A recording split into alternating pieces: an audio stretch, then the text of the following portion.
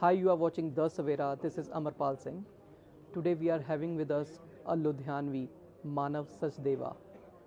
He has brought laurel to the city by serving for humanity, and at present he is working as ambassador for Grain from Ukraine program. Welcome, sir, to the Ludhiana again.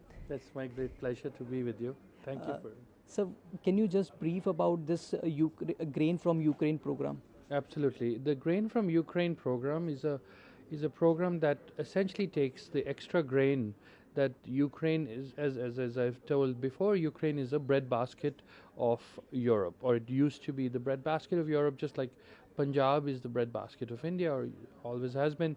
And so the war created a problem that we don't have an easy way to transport the extra grain out of Ukraine. The seaport has a Russian naval blockade, so there's been a lot of negotiation to get a humanitarian corridor. The idea being that we are trying and it, and to not have this rot. See, 20% of the world's wheat, corn, up to 50% of the sunflower oil of the country, of the world, used to come from the country, from Ukraine. So, what are we going to do with all of that? You know, are we going to just say it's war? So, the Ukraine and Ukrainians said that why don't we help the world? We'll take what we need for ourselves, but we will not charge a penny. We will not charge a grivna. A grivna is Ukrainian currency, basically not a ik rupaya, you know, like nothing to for the actual output, but just cover the cost of freight. So the US and Europe and certain donor countries, and frankly, anybody can be a donor country to the grain from Ukraine. Um, uh, they cover the cost of freight. The cost of freight right now, because of the transit, is quite a lot. It's about $25 million per barge. So that becomes expensive. So, but it's helping all the people, like in about 10 countries. And you know, countries are being added.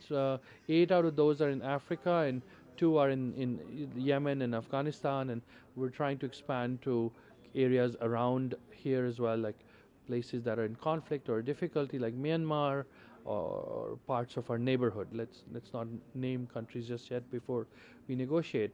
But the idea being that as much as possible, the you know my main thing to take away is that it's a country at war, it's a country attacked, it's a country suffering, and still thinking of the rest of the world. So, how war has impacted the Ukraine agriculture? See, the Ukrainian agriculture, see, the Ukrainian soil is very good, so it produces a lot. But what happens is that you have the eastern flank of the region around Donbass, Donetsk, Luhansk.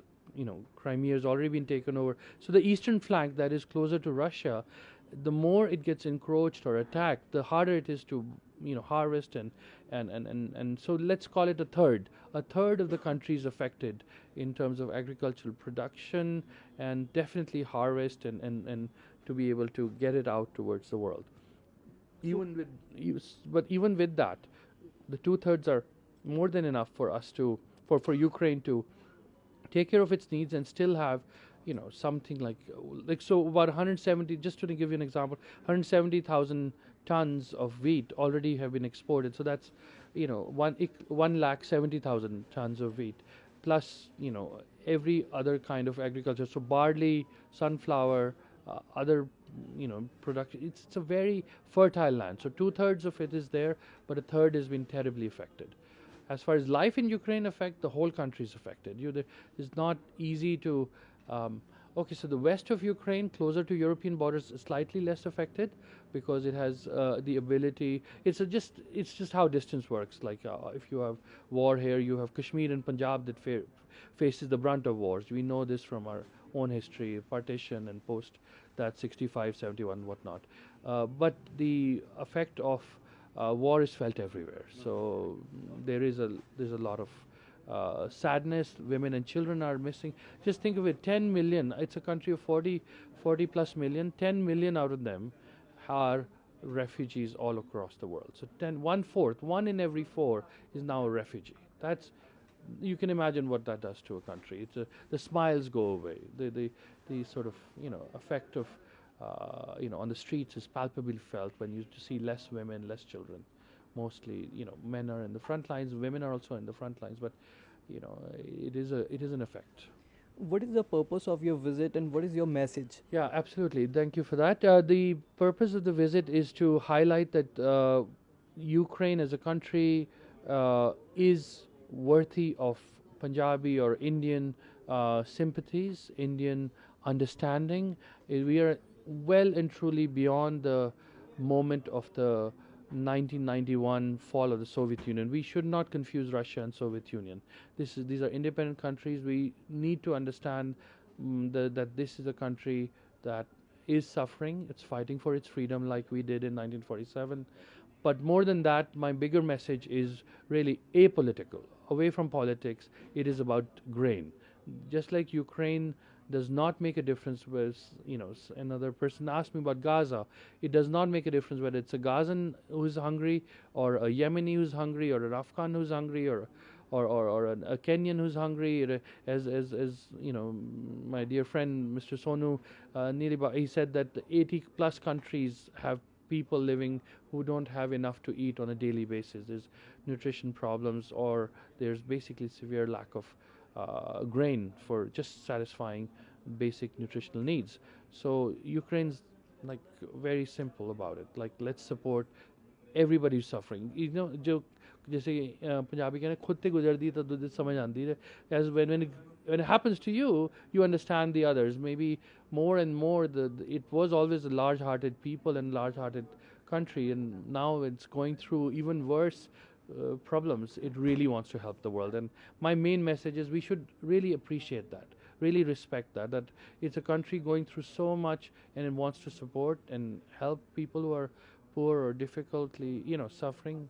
Why not we calibrate and at least appreciate the country and see it with fresh eyes, see it with new eyes. Sonu Nilibaji, like your friend is here from Ukraine, how you see he's serving for humanity?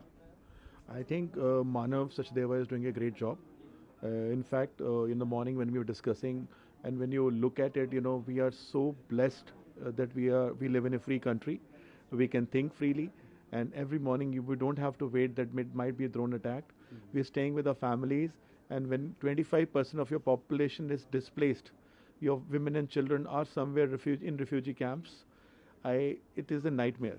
And in Punjab, or in our families, when we discuss with our parents who have seen the partition, after so many years also, they remember those 7 days. Imagine that war for 2 years is happening.